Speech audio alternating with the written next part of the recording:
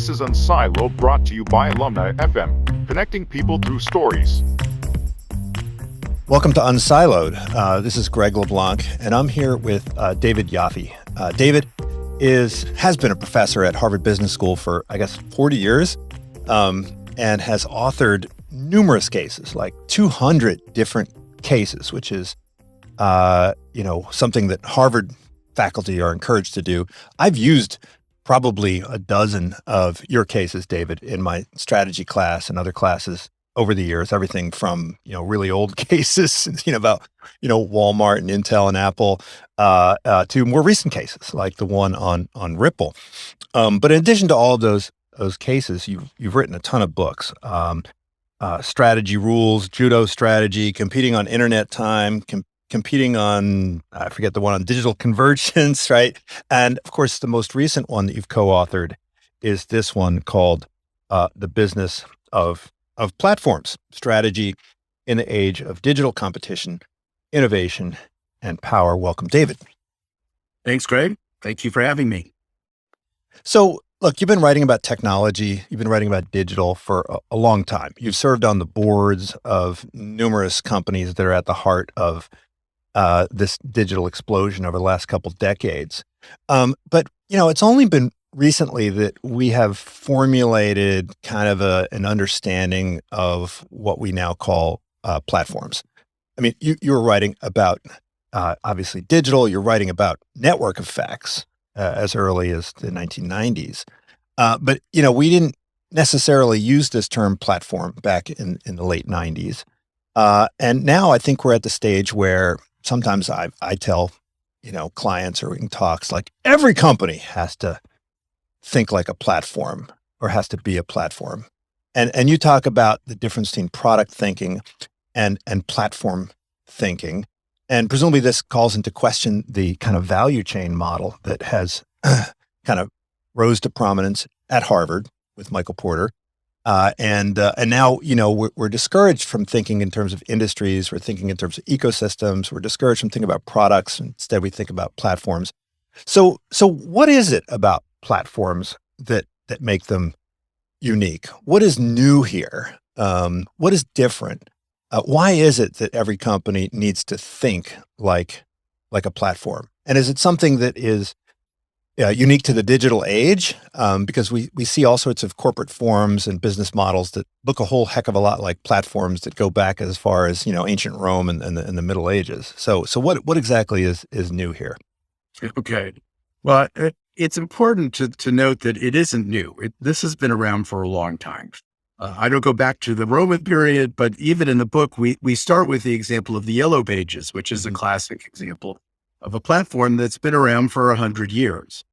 In addition, if you think about the first stage of the digital revolution, Microsoft and Apple created what we call innovation platforms in the 70s and early 80s that became the foundation of most of our current thinking about what a platform really is. What changed is sort of obvious. It's the internet.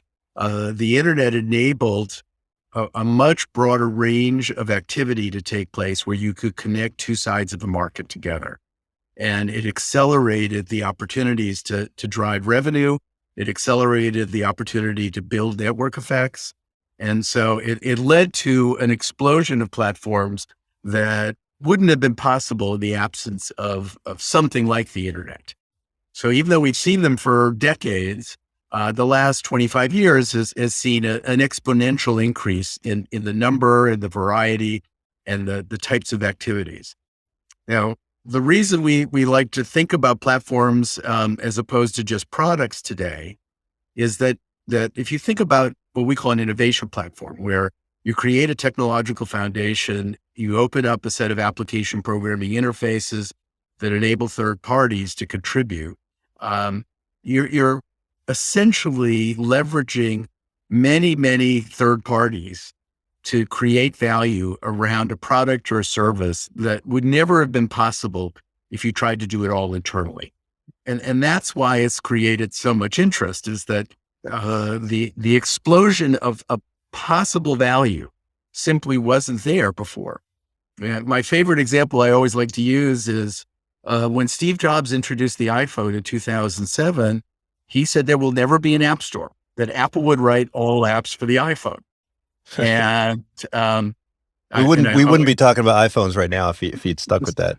That's right. I always like to say when I give this lecture that that if he had stuck to that position, where would Apple be today? The answer is it would be BlackBerry, because BlackBerry's market share rounded down to zero about I don't know, in a year and a half ago. So it would be a completely different world. I mean, there are 2.2 million applications, give or take, on the App Store today. Could Apple have ever, in its wildest dreams, created 2.2 million applications? The answer is no. It's just not possible. And yet a lot of the real value that consumers find in the iPhone is premised on having those applications available. So it's that kind of exponential improvement in value creation that was not possible in a pre-internet world that has made platforms so incredibly interesting and potentially powerful and valuable in the last decade or so. But if we think back to, say, Henry Ford, I mean, Henry Ford thought that he could build a car from, the ground up, and he went and acquired, rubber plantations in Brazil and, timber forests in Wisconsin. And, the idea was he was going to be completely and totally vertically integrated. And I think if he had stuck with that, nobody would be driving Fords either. Right. And so, he understood that you needed to have independent brake manufacturers, you need to have independent tire manufacturers, and so forth. Is it kind of this? Is that the same idea? I mean, did he create an innovation platform similar to what Apple did? It just that it was not built around APIs, obviously, but it was built around something kind of similar in that there were these kind of standardized interfaces and. What your colleague Kim Clark referred to as modularity back in an earlier era, right? Yeah, but you're raising an important distinction, and that's the distinction between a company platform and an industry platform.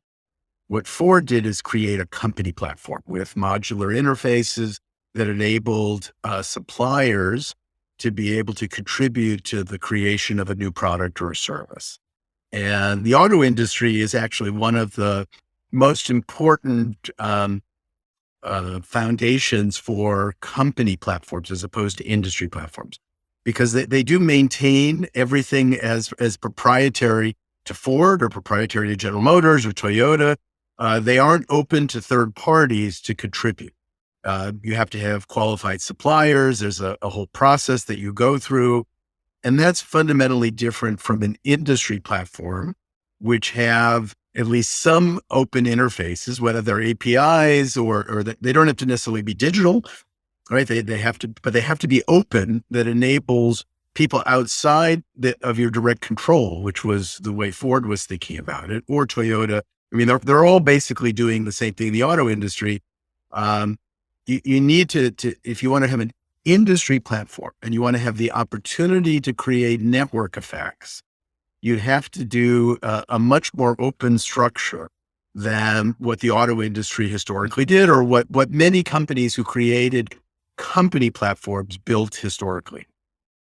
So I want to go back to this idea of network effects. Since you've been teaching at Harvard for 40 years, the courses have evolved, obviously. And at some point, network effects became an integral part of strategy, the way in which you teach strategy. At what point did this happen? I mean, I haven't been teaching strategy as long as you have, but I remember, we included it from kind of day one when I started teaching it. When did this become something that every strategist needed to understand? I mean, obviously, we would never have had the telephone networks. We would never had the railroad networks. We would never had any of this without network effects. But it didn't seem to be mainstream in economics. And certainly, I think even before we called them network effects, we would talk about increasing returns. I think that was sort of the lingo back in the day. So how did this kind of get mainstreamized or mainstreamified in business education? When did this happen? Well, a number of scholars started to write about network effects in economics in the 1980s, primarily built around the model of the telephone industry. That was the model for thinking about. and where it moves from the academic literature in a fairly narrow business context, by telephones, to a more general context, I would trace it back to Microsoft. And at least in my own teaching, I did my very first case on Microsoft in 1990. And I had several long interviews with Bill Gates. And Bill Gates, there's a quote on the first page of my Microsoft case where Bill Gates introduces the idea of network effects. Number one, I found it amazing that this guy who I thought of in 1990 as the ultimate nerd had read enough economics that he actually was thoughtful about understanding what a network effect was, why it was important, and how it applied to Microsoft. And this was just at the time the Windows 3.0 was coming out. So, and of course, he was thinking of the context of DOS as well in the 1980s. But what he talked about in that interview, and I have this a very long quote for him, was that the power of Microsoft was built on network effects. And then he went on to explain what a network effect was and why it was important to Microsoft and how you could then build value on it. Now, when Microsoft becomes the most valuable company in the world in the 1990s, people started to pay attention to these ideas. I also think that the book by Shapiro and Varian in, I think it was 1997, it came out, or 98, did in many ways the best job of introducing network effects to a broad audience of MBA students, as well as to faculty and to executives in the tech world. So Berkeley was an important creator of the popularity of the concept. It helped popularize it more broadly. And well, I know that. Go ahead. I remember when Paul David came out, he came to visit when I was in graduate school, my first year of graduate school, and I was studying history, economic history, and he came out and presented his paper. And that was why I actually bought Microsoft Word. I was like, okay, well, I got to buy the productivity software that all my colleagues are going to be buying. So I had to kind of think, okay, what are they going to buy? But I didn't think to buy Microsoft stock. That was the mistake that I made. I drew the wrong inference from Paul David's article. Well, you drew a correct inference, just not the only one. I think would be the way to describe it. And but my view is that it was Microsoft that taught us about the power of network effects. That's when I started to teach it back in the mid 1990s. And again, as more and more got written about in the late 90s and the early 2000s, and the explosion of the internet led to people like Jeff Bezos and then ultimately people like Mark Zuckerberg internalizing the content, the ideas. It certainly produced more interest, more excitement, and as I often say, a lot of misconceptions. I mean, I spend the first 4 or 5 days of my course teaching about network effects, and I start and tell the students that I think everything you've been taught is probably wrong. We're going to fix these misconceptions and make sure you understand, because if you actually look at the history of how people have used the term network effects, it's led to enormous abuse. They see network effects everywhere.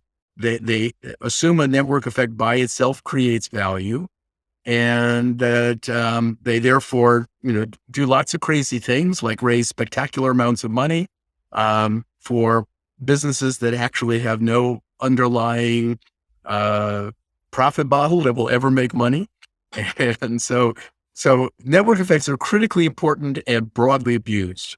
So I want to dive into those misconceptions, because certainly every venture capitalist I know is looking for network effects whenever they're interrogating a founder.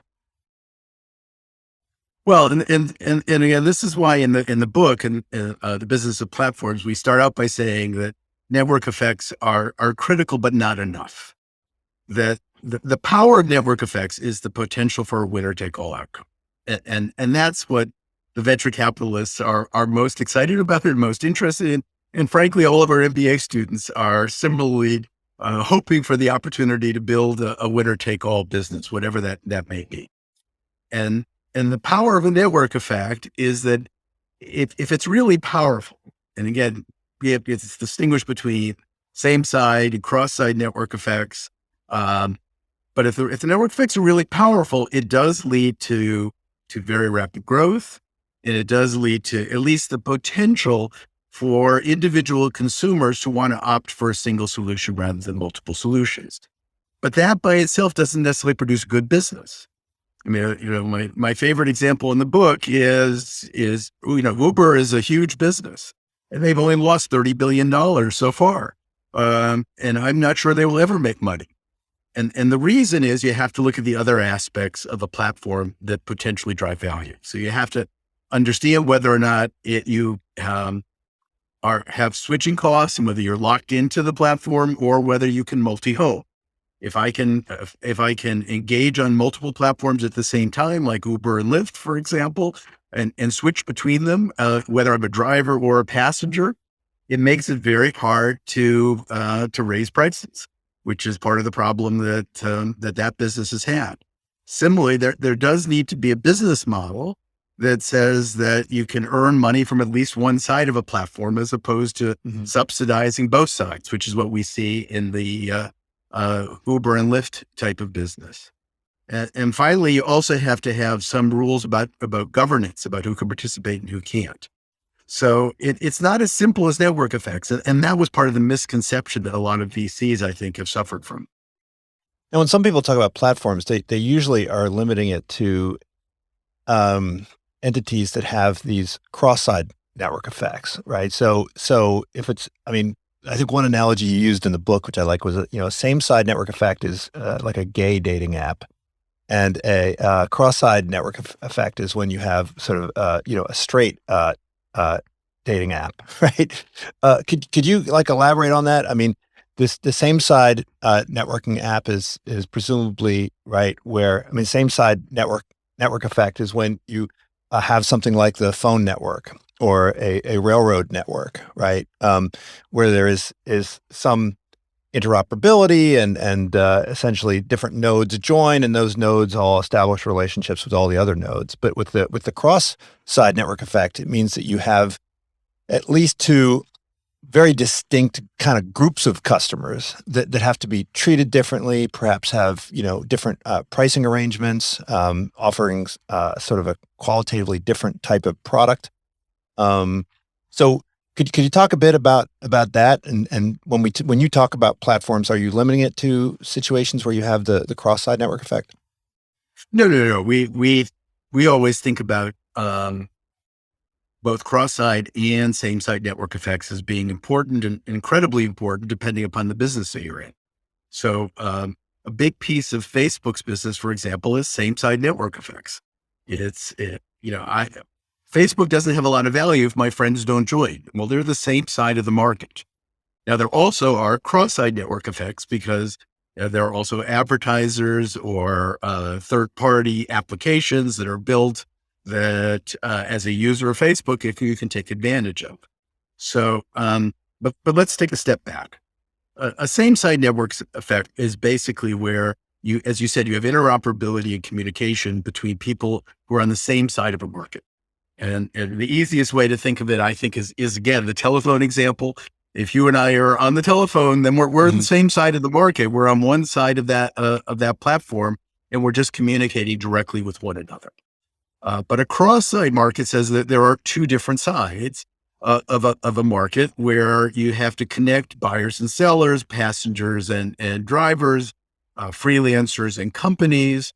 Or again, let me go back to a pre-internet example. Credit card companies are connecting you and me as consumers to small or medium or large size businesses. They're enabling us to actually transact with someone who we would otherwise have difficulty transacting with.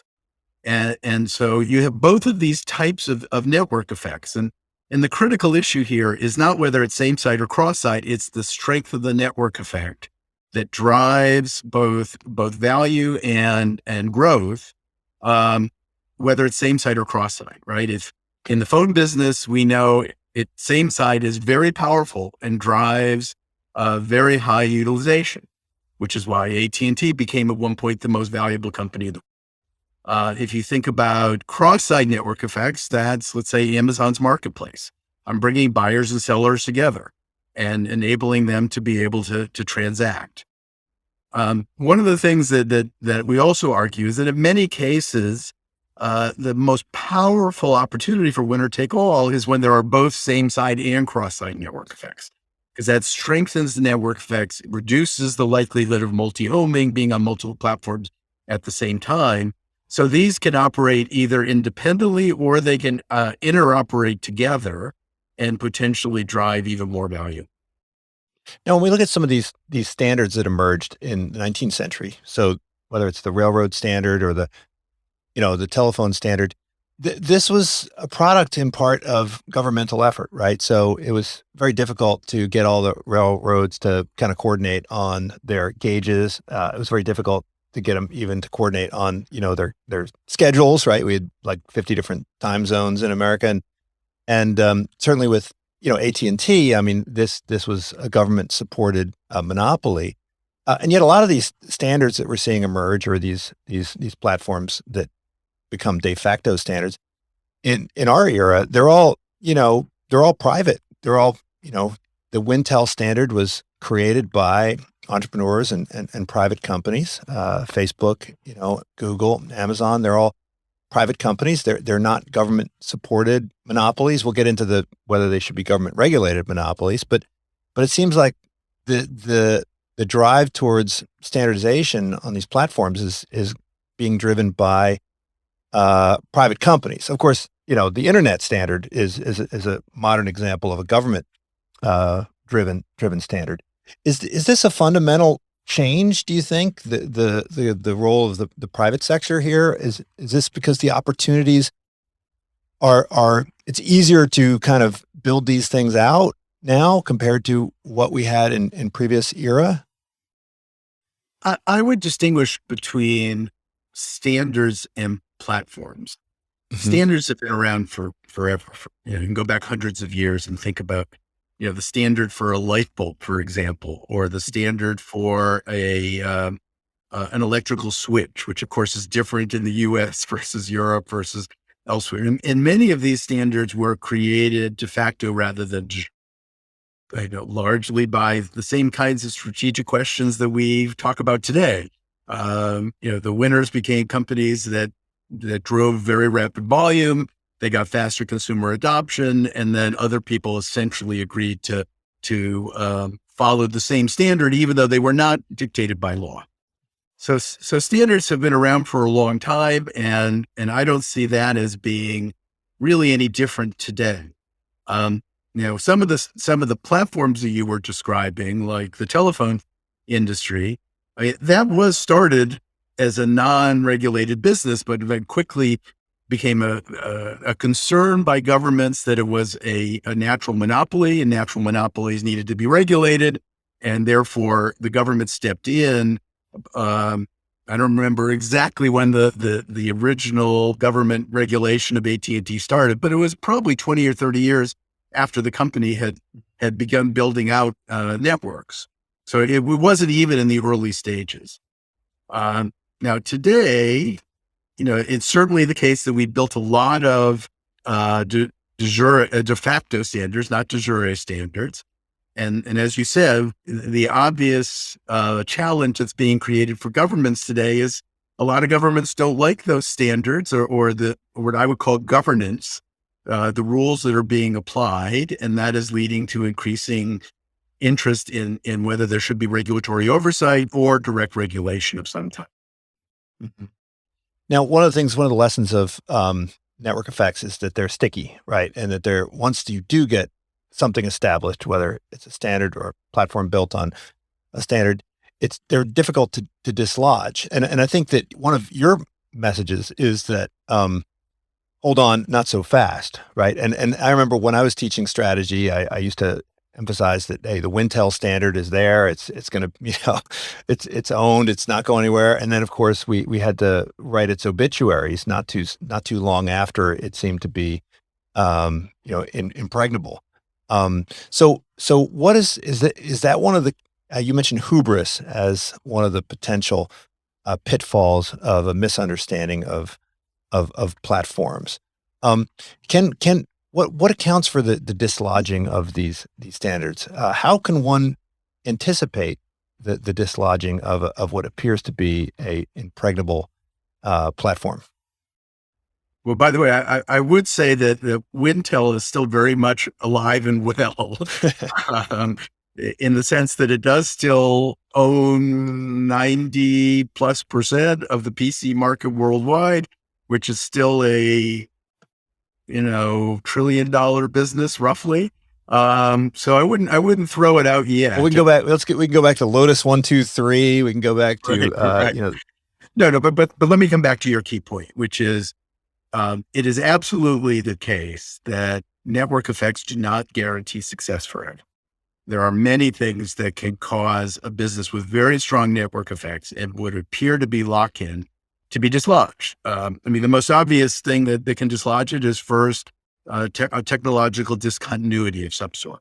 The threat of Wintel is actually more about new technologies becoming more important in the cloud and in mobile that make it less relevant and therefore not quite as potent. Second, there can be internal or external shocks of various sorts. An internal shock is, what we describe in the book as hubris, where companies get, to say it politely, fat, dumb, and happy. They don't continue to innovate, and they open up windows for new players to actually take the market. The obvious example that we use in the book is everyone 15 years ago was certain that Microsoft had won the browser wars. It was over and done. They had 90% share, and then there was very obvious network effects that one could identify. And then they just stopped paying attention to it. They stopped innovating. They enabled they created an opportunity for cyber risk.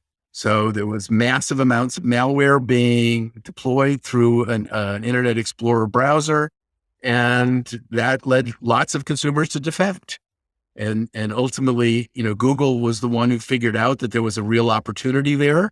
It's interesting that I read an interview with Eric Schmidt where he said when he first heard the idea that his guys wanted to build a browser, he thought it was the dumbest thing he had ever heard until he realized that Microsoft, who was screwing up so badly, created an enormous opportunity for Google to capture a lot of that value.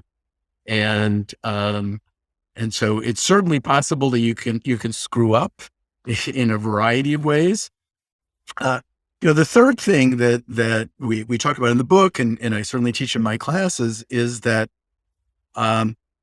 many people assume that a market that's growing very fast has tipped to the player that has 90% of the market. And a great example I love to give of that, well, there's two examples. One would be Netscape had 90% of the browser market in 1995, 96, 97, and obviously they disappeared. Another great example is eBay had 80-90% of the market for auctions in China.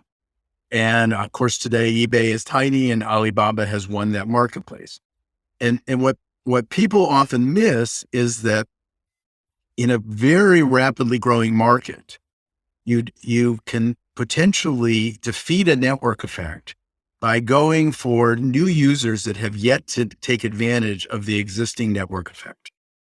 So why did Alibaba win? It wasn't because they took share away from eBay. It's that they found new consumers who were adopting their product or their service first for the first time because of very aggressive marketing. They were giving it away for free. eBay was charging.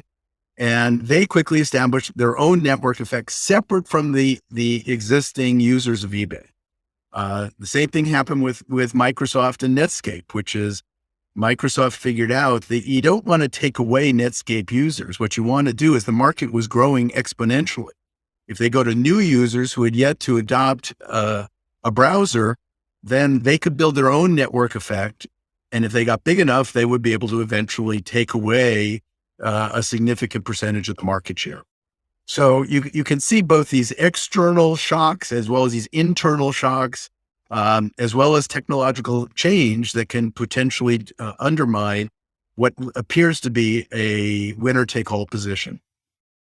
Right, but this highlights the importance again of some kind of traditional strategy concepts like switching costs, right? So I guess, the story you're telling is one where, even if the switching costs are very high, if the kind of existing participants in the platform are not really needed for the new entrants, they're not going to be interacting with them, or they'll be interacting completely with other new entrants, then it doesn't really matter what the switching costs are.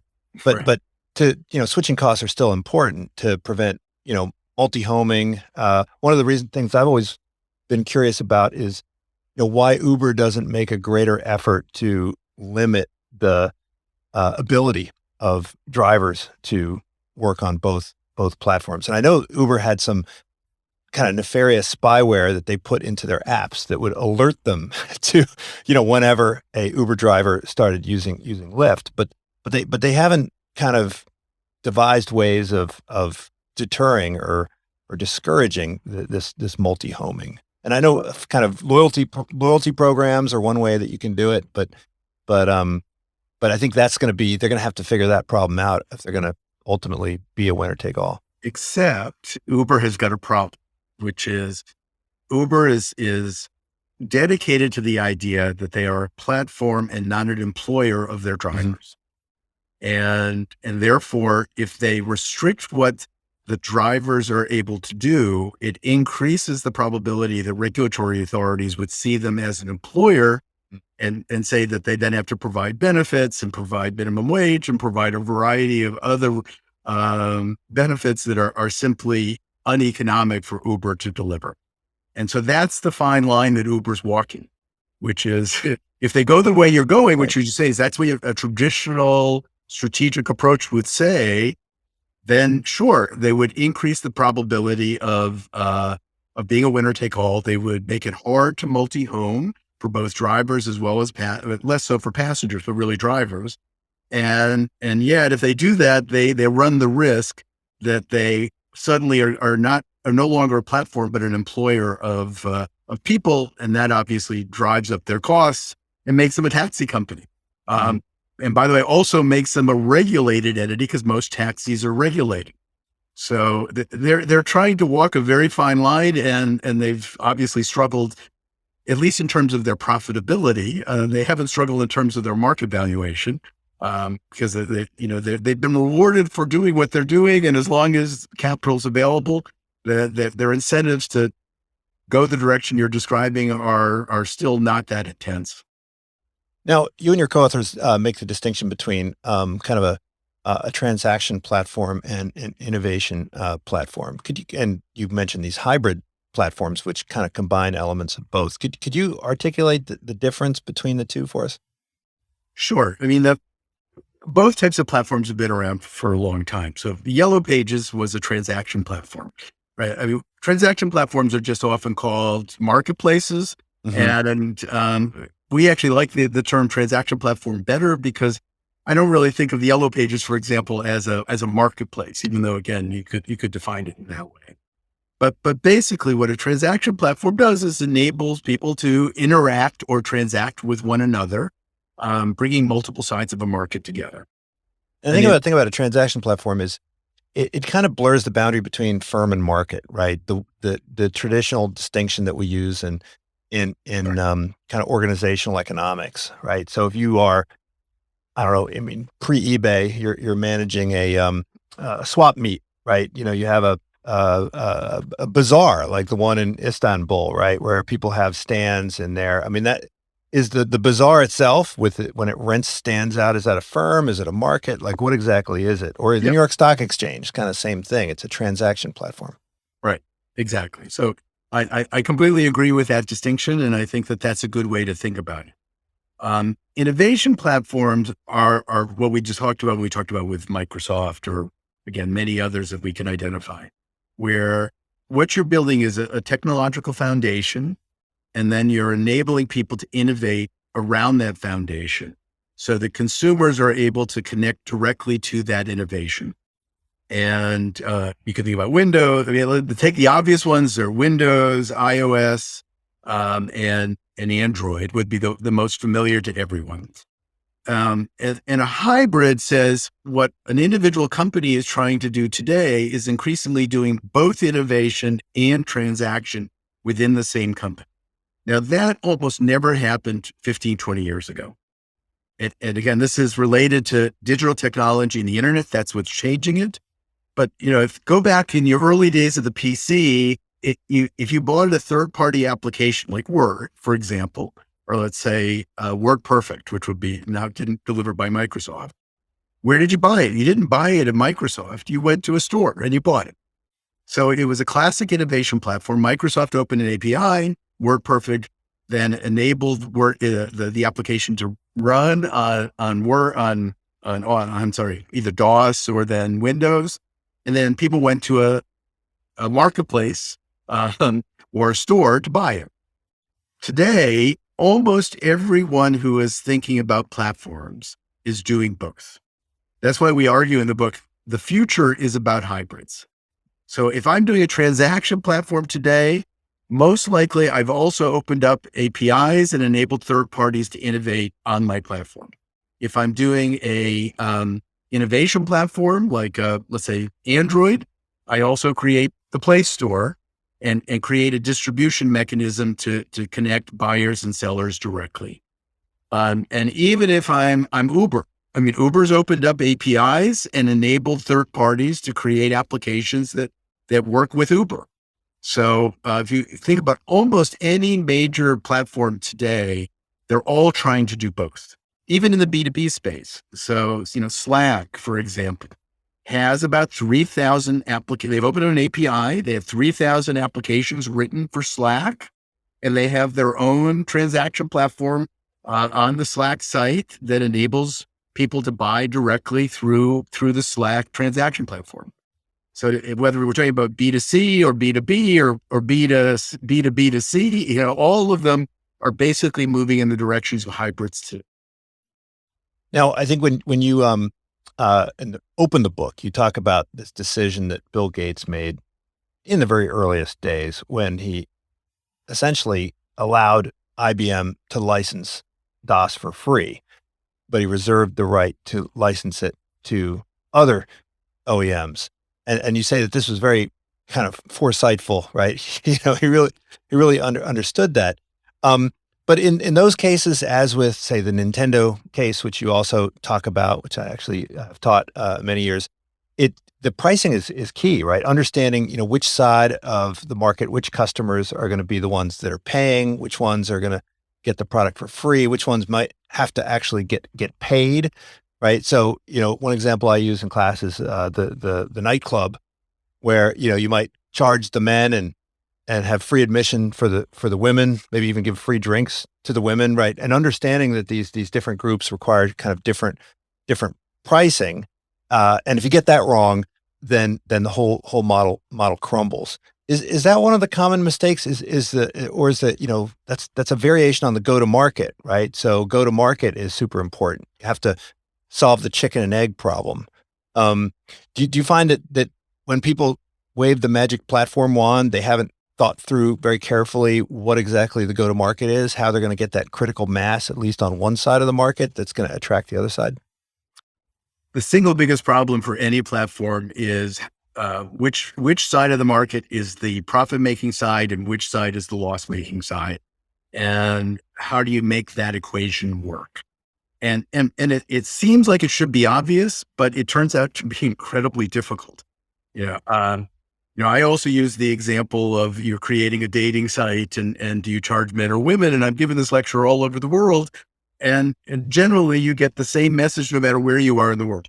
And of course, the question always is, well, why do you charge the men and not the women? And it's a general perception, whether it's true or not, I can't say. It's that men are more desperate, they care more, and therefore their willingness to pay is going to be higher. And that therefore, if I can attract the women for free, I will get a paying side from the men. Well, actually, in the case of thoroughbred breeding, it's the opposite. Okay, well, the other example that I teach in my course is Upwork. Are you familiar with Upwork? Yeah. I saw you had Stefan Casriel give a blurb on the back of the back of the book. Right. And of course, he's no longer there. But Yeah. the reason that's such a great example is they've been around for 20 years and they're still about a break-even company. And they made the decision early on to charge freelancers and not charge companies. Mm-hmm. Now, why do they do that? It's because it's easy to get freelancers. Freelancers are more desperate, and it's hard to get companies. But it turns out that actually is highly problematic because the freelancer actually has very strong incentives to circumvent the platform and to negotiate directly with the company once the connection is made. And so even though that's what happened with HomeJoy, right? So HomeJoy, I think, fell apart because people were just disintermediating them after the initial intro. It's a constant problem. So, again, what does the platform do? It connects two independent parties. Well, now the question is, why do I need the platform in the middle once I've been connected? And what is interesting about Upwork is on the chat boards on Upwork, they say, why are we doing this on this platform? Let's go off and do it independently. So, Upwork even knows it's happening. They can see it happening and they try to fix it. But of course, part of the problem is you have to sue your customer in order to actually fix the problem. And they've been struggling with this for 2 decades. It's a non-trivial problem. And again, there are a variety of mechanisms that platform theory has begun to develop on how you can solve this. But it is one of the critical issues is trying to figure out which side do you subsidize and which side do you get to pay. And you want to avoid, in most circumstances, what Uber has done, which is subsidizing both sides, which is why they have a hard time making money. Right? They discount for the passengers and then they provide these enormous incentives, bonuses for drivers to come onto the platform. And that then produces the $30 billion in losses. Right. But I think two strategies you mentioned. One is, where you have sort of a freemium, although I don't think you referred to it specifically, the idea that you get people in and then you offer them enhancements. And then the other are compliments, right? So, Right. If we think about Taobao, which was initially, initial listings are free, you can pay for kind of upranking and you can pay, obviously Alibaba makes money off the payment services, right? So really understanding kind of compliments. And so I think this is when I think about venture capitalists now, when they're funding these startups, they're like, look, just get user traction, make something that's indispensable, make something that people want, and then we'll kind of figure out how to monetize it later. We don't know what the compliments will be, but we'll figure out something. That seems to be the strategy. And that's absolutely one way to solve it is with compliments. If you can create a set of compliments that create the switching costs that we talked about earlier, then you increase the probability that there'll be an ongoing willingness to pay and you won't circumvent the platform. Some of the obvious compliments are payment systems, but the problem is payment systems have become commodities today. And again, those are getting easier and easier to circumvent with an independent payment system without having to use the platform. So you still have to find creative ways to build those switching costs, to reduce the likelihood of multi-homing and to reduce the likelihood of circumvention. Now, you mentioned that some of the 4 pitfalls, you talk about kind of mispricing, you talk about mistrust, right? You talk about hubris, and you talk about kind of mistiming. Do you think that are these things that you can evaluate at the startup level, right? So if you're kind of someone's thinking about doing Series A, can you really kind of are there a series of systematic questions that you can ask of the startup to try and make sure that they're on the right track? I think so. Again, it's obviously industry dependent and context dependent on the competitive environment in that space. But, let's just, take the example of mispricing. We use the example in the book of Sidecar going up against Uber. And, the CEO was financially disciplined because he wanted to make sure that everybody was paying when Uber said, no, that's not the point. The point is to build the network effect first, and then you worry about the willingness to pay. And as long as the capital is available, that obviously proved to be a very good strategy. And the pricing that Sidecar was trying to use to try and get everyone to pay their fair share missed the logic of the network effect and missed the logic of building the kind of rapid growth and adoption that's required to build a successful platform. similarly, the idea of mistiming is a question I mean, this is the hardest question. How do I know when I'm too early or when I'm too late? And I always think that the too early problem is when firms try to build a product or service based on rocket science, where the only way they're going to win is by accomplishing some spectacular breakthrough in innovation and science that may happen. It's not impossible, but has a very low probability of occurring. And that's often what leads, at least in the tech world, to being too early. It's that desire for rocket science. And when we wrote the book on Netscape in the 1990s, that was one of our criticisms of Netscape, is that Mark Andreessen had some wonderful ideas, but they were all rocket science back in the 1990s. They actually have emerged, but it took 20 years. And so a lot of his ideas have actually met with reality and come to fruition, but it took 20 years. And obviously, Netscape didn't survive that. Being too late is a little bit easier, because the too late question is how strong has network effect been built by our competitors, and is it possible to be able to go to the new customers who haven't yet adopted the particular business or product or service, and potentially build an independent network effect. And that is a case where data actually is available. You can figure out what is the total available market size, what is the market share of the existing players, how rapidly are they growing, what point would you need to have an intercept in order to be able to potentially mitigate the existing network effects from the existing players. So those are a little bit easier to identify. The rocket science one requires people with deep technical expertise to be able to make judgments on whether or not people are stretching too far in terms of what they hope to accomplish. Mm-hmm. Now you have a whole chapter on, can old dogs learn new tricks? And, I certainly spend a lot of time with old dogs, and, they're often trying to figure out what to do. And it's easy enough to say, well, you know what, you gotta become a platform company, right? Or at least you gotta somehow become part of some ecosystem. And it's a whole lot easier said than done. And there are examples, and I think you mentioned in the book, and the book's a couple of years old now. And so, one of the examples was Walmart acquiring Jet.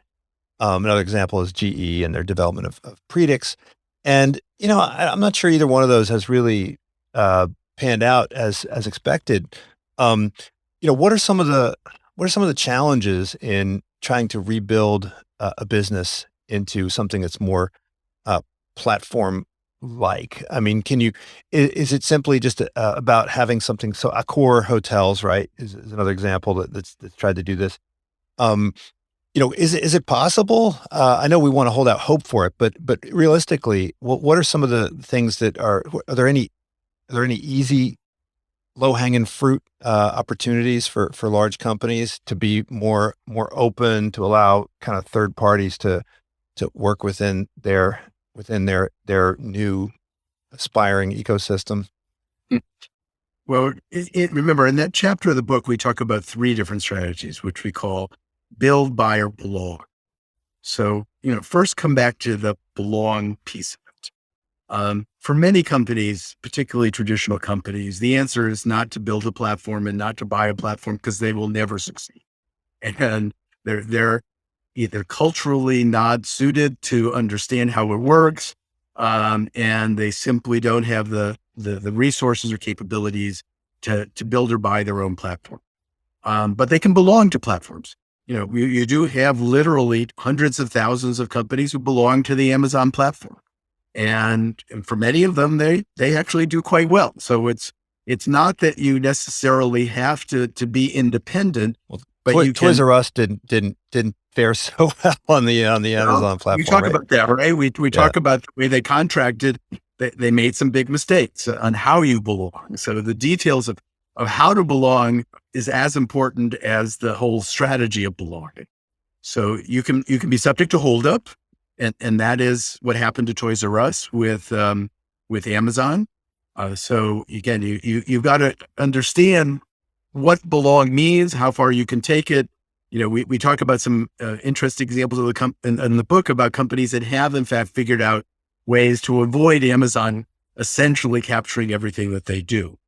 I would actually argue that the Jet.com acquisition by Walmart, maybe it hasn't delivered what Walmart had hoped, but Walmart is the number 2 e-commerce player in the United States today, which wouldn't have been possible without Jet.com. They have over $60 billion of e-commerce revenue. And I think if you look at their growth rates, it has averaged 30 to 40% every quarter over the last 4 years since they've owned Jet.com. And the key thing with Jet was Jet brought the people, the talent. It was really an acqui-hire. It wasn't buying a platform. I mean, I always thought Jet was a terrible platform. But the people who were running Jet understood how platforms operated. They came from Amazon. They knew how e-commerce worked. And Amazon made the right decision. Walmart made the right decision of giving all of their e-commerce to the Jet.com team. And that's why it's grown so quickly. Now, it still is very small compared to Amazon. But again, we have a wonderful case that we teach on Amazon versus Walmart. And the question is, again, if you're Amazon, if you're Walmart, what do? Do you go head to head with Amazon? Do you stick with brick and mortar? Do you try and do a hybrid strategy? And of course, at least what I argue is in the short run, you have to do a hybrid. You've got to find ways to leverage brick and mortar with e-commerce because that's where most of your assets are and your capabilities are. But long run, if you don't go head to head, Amazon's going to be the dominant retailer in the world and you're going to be playing second fiddle. And so it's critical that Walmart figures out how to actually run a platform. And they've gotten a lot better. I use the example of before they bought Jet.com, it took Walmart 6 weeks to qualify a vendor on the platform. 6 weeks. How long did it take Amazon? 24 hours. Now, why was that? Because Walmart thought of the business of a platform being like Ford did. It was about the supply chain. And it would take Walmart 6 weeks to qualify a supplier.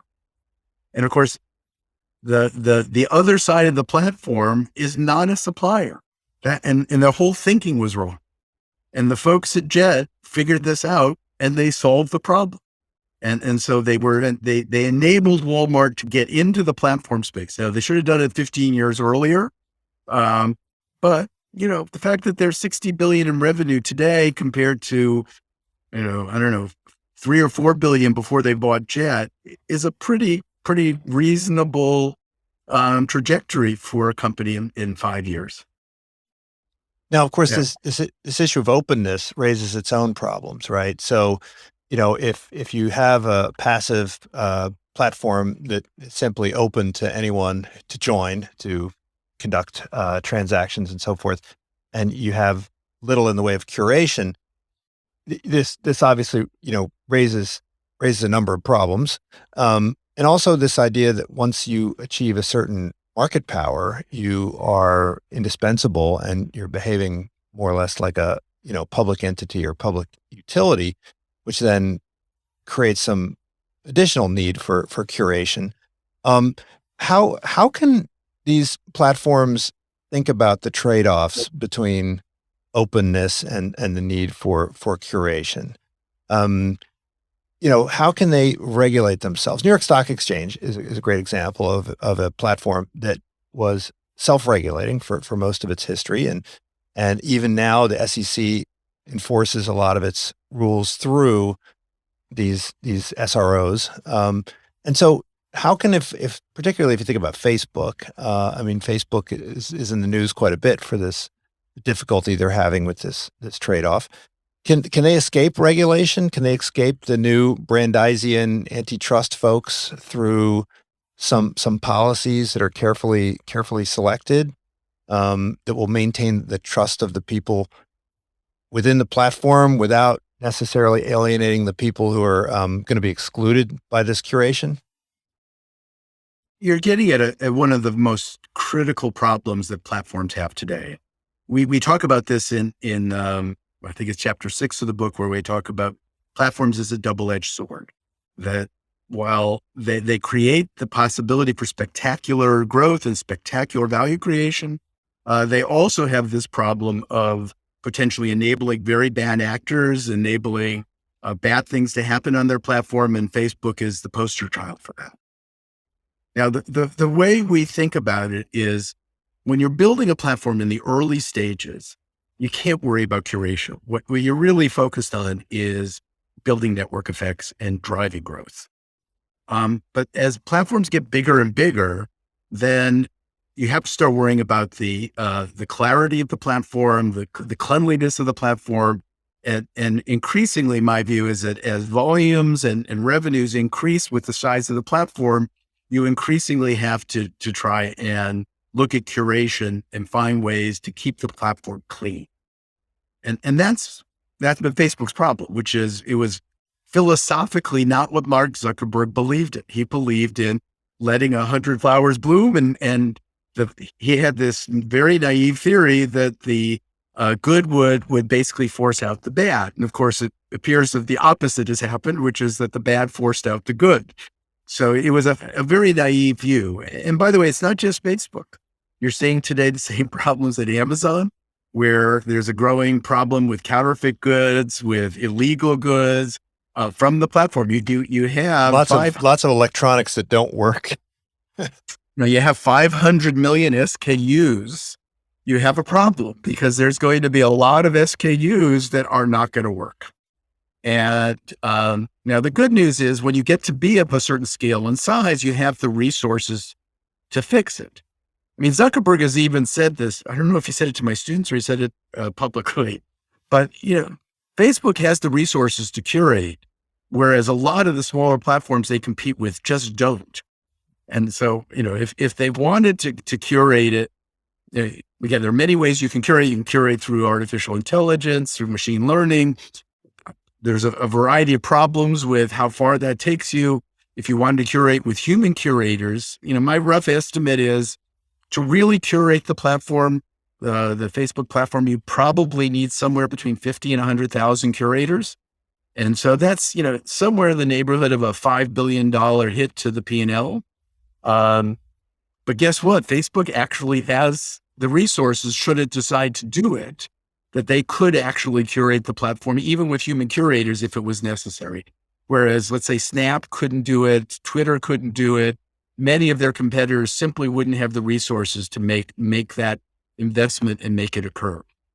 So increasingly, this is going to be a subject of firms either have to do it themselves. They have to either find a way to be socially responsible in what they're doing, or they are going to get regulated in ways that might be much less good for their business.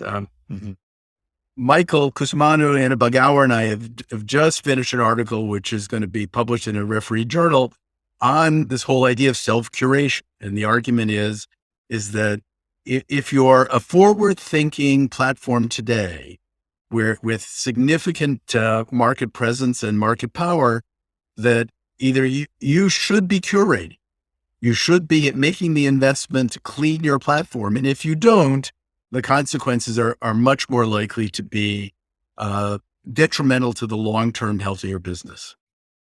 Yeah. I mean, even setting aside regulation, I mean, if you fail to curate, then people will start looking elsewhere for, people will start multi-homing, and they'll look for the platform that is better curated.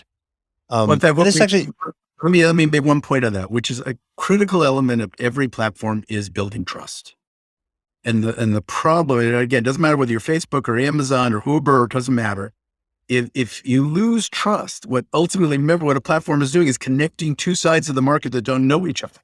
If you lose trust, you will actually destroy the underlying premise of the platform itself. And by the way, it may not only be for you, it may be for everybody in that segment of the industry.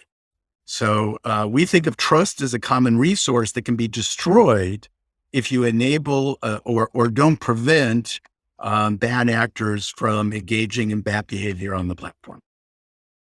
Well, this takes us to education. I mean, we can wrap up with a discussion of education because you've been in the education business for a long time, as I have, and we kind of use some of these concepts of the platform business model in what we do. We certainly, Harvard Business School Press is using cases that are written by people at other universities and published by other universities. And then, of course, all the other universities use Harvard Business School cases. We don't necessarily make all of our own products, but still, I think the typical university, typical business school is very much of a product type company. What would it look like for, say, Harvard Business School to be more of a platform? What would that look like? And when we think about post-COVID and we think about how new forms of educational distribution have been kind of demonstrated to be somewhat effective. Can you see the scaling of a place like Harvard Business School to a level where it becomes more of a platform and less of a kind of product-oriented entity? Well, let's distinguish between education and Harvard Business School. We may not be totally aligned on what the broader educational world should do versus what Harvard Business School should do. Well, if we think about, if we think about a business school, you've got your recruiters, right? You've got your students, you've got your alums, you've got your faculty, and in a way, they're all different customer groups, right? Or different groups that are being brought together. I always tell my students that they're not the customers; they're the product, right? Right. And so in that sense, they've always been they've always been a platform in that sense, but in terms of the raw materials that go in, it's still more product oriented. Well, in the beginning of our conversation, we talked about the difference between a company platform and an industry platform. Yeah. What most schools are today are company platforms. In other words, we are building our own capabilities and we are then trying to leverage it through the various parties that you just described. The exception at Harvard is the case distribution system. And by the way, that wasn't always true. It used to be originally only HBS faculty and then publishing, which is, by the way, quite independent from the running of the day-to-day educational mission of the Harvard Business School. It's off literally a mile away from the campus. They realized that was a potentially losing strategy, that it was important to get other educational institutions to contribute to the platform. If you think about Coursera is a platform, right? It is an educational platform that tries to attract faculty from every school and then connect them with students who are interested. But today, MBA programs, with few exceptions, let's say that the top MBA programs are all company platforms with very limited industry platform ambitions. Now, by the way, at Harvard Business School, we have been discussing the idea of trying to be a more open platform and enable the broader distribution of content to tens of thousands or millions of people rather than our existing audience, which are, 10,000 executive participants a year and 2,000 MBAs. So there's a lot of debate and discussion about that. Part of the question is, are we as an institution, as Berkeley as an institution, are we trying to serve an elite group of students and executives, or are we trying to serve the whole world? And that's a debate. And that debate is an important one, because if we want to serve the whole world, then we want to be an industry platform which attracts the best talent from wherever they happen to be. We want to curate it, make sure it's high quality, and potentially make it available to everybody in the world at a very modest price. If you're a premium educational institution like Harvard or Berkeley, you may be trying to appeal to a segment of the audience rather than the whole audience. In other words, we want to be more like Apple than we want to be like Android. We want to, we want to appeal to the people that have a high willingness to pay, who are looking for higher quality, not necessarily to everyone in the world. And I would describe that as one of the central debates that will happen at every major business school in the next year or two as we come out of COVID, trying to figure out what is the right strategy in a post-COVID world. Is it to be that industry platform, or are we trying to serve a more segmented audience that has a higher willingness to pay, higher capabilities in terms of their ability to understand the concepts and questions that we want to answer, or do we want to really serve the whole world? Right. And I definitely look forward to seeing how these conversations play out. It's certainly fascinating. Education is one of those industries that, hasn't changed a whole lot in the last couple of centuries, but I think is changing very, very rapidly now. Yeah. David, thank you so much for joining me. Business of Platforms, just kind of the latest version. And I don't know, when it comes to cases, like, people in business school read cases, but no one outside of business school reads cases for fun and pleasure. But I encourage all of you who are not business school students or have never been through business school, hey, just go to Harvard Business School website, download some cases, read them for fun, and discuss them with your friends. That's some fantastic writing that David has done and his colleagues. Thank you so much, David. Thanks, Greg. It was fun. This is Unsilo, brought to you by Alumni FM, connecting people through stories.